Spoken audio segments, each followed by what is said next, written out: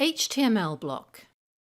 An HTML block is a customizable block allowing you to add images, text, links, or even embedded code or widgets to blocks at the side of your course.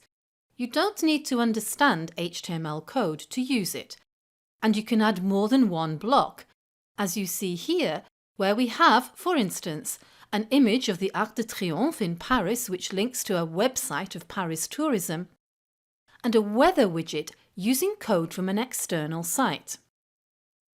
To add a block, we turn on the editing, and then from the Add Block link at the bottom of the nav drawer, we choose the block we want, HTML block. Let's add an image and link to that image, so when the block is added, we need to configure the new HTML block by clicking the icon.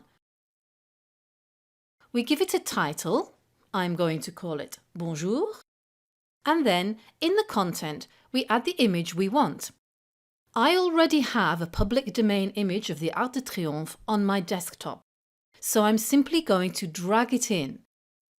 Note the text editor I'm using is Moodle's Atto editor, which allows you to drag and drop an image in. We could simply save it and display it now, but we're going to link this image to a Paris tourism website.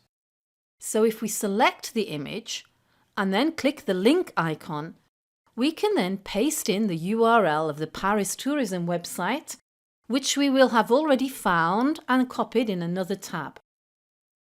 When we save the changes,